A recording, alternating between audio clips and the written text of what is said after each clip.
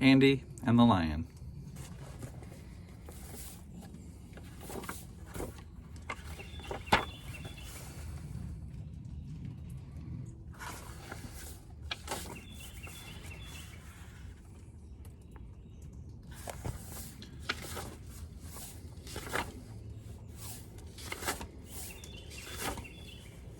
It was a bright day with just enough wind to float a flag.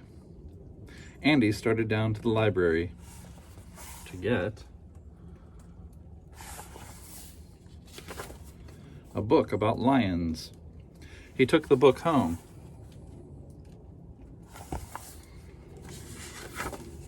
And read and read. Andy read all through supper.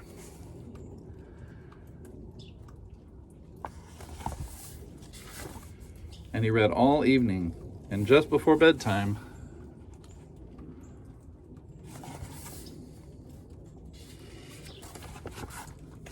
Lion escapes circus.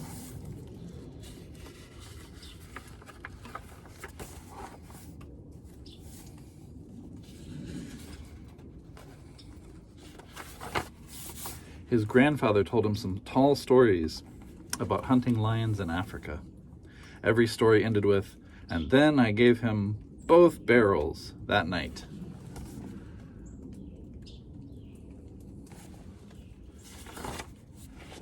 Andy dreamed all night long that he was in Africa hunting lions, when at last morning came.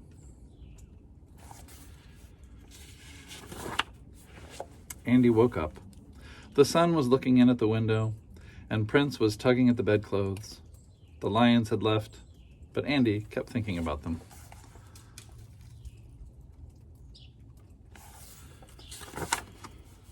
Andy thought lions on the back porch. What?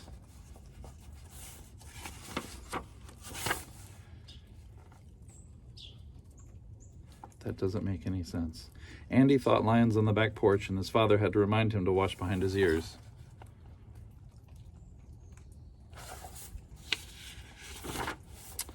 Andy was still thinking lions after breakfast when his mother gave his hair a final brush.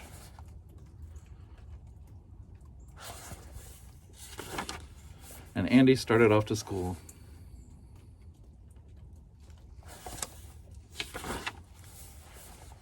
Part 2. Andy walked along, swinging his books and whistling a tune. As he came to the turn in the road, he noticed something sticking out from behind the big rock, just at the bend.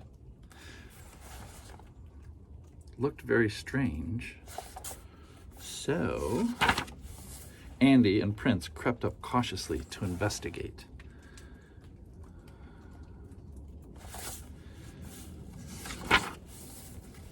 It moved.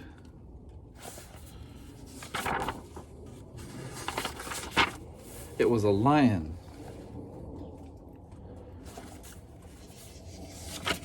At this moment, Andy thought he'd better be going.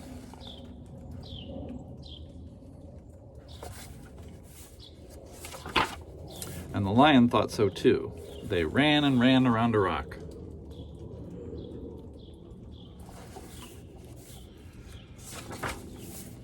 Whichever way that Andy ran, there was the lion. Whichever way the lion ran, there was Andy.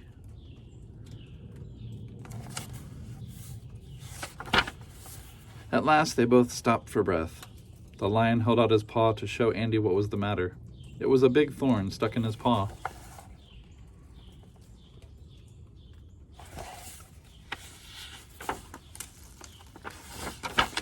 But Andy had an idea. He told the lion to just be patient, and they'd have that thorn out in no time.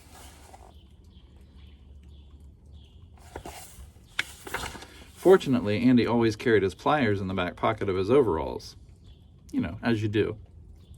He took them out and got a tight grip.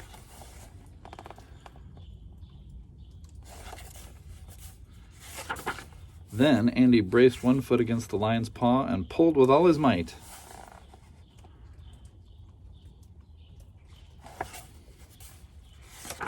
Until the thorn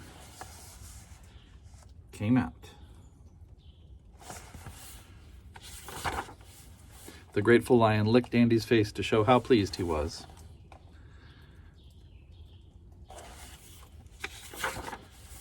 But it was time to part, so they waved goodbye.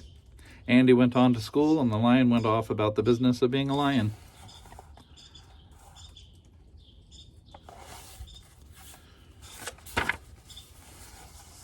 Part 3. In the spring, the circus came to town.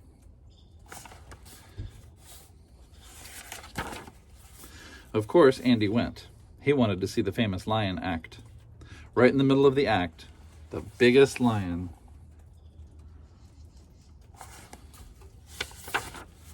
jumped out of the high steel cage and with a terrible roar dashed straight toward the people.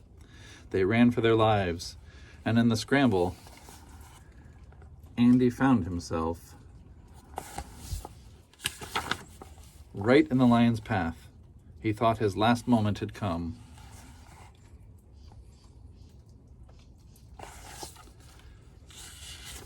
But then, who should it be but Andy's own lion?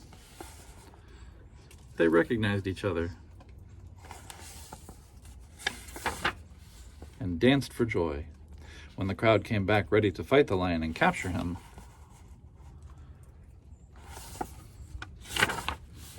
Andy stood in front of the lion and shouted to the angry people, "Do not hurt this lion. He's a friend of mine." Then the next day, Andy led the lion and all the people in a grand parade down Main Street.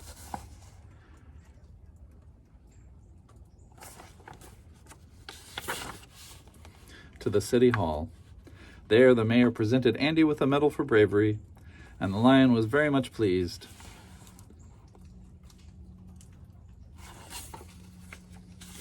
And the next day, Andy took the book back to the library.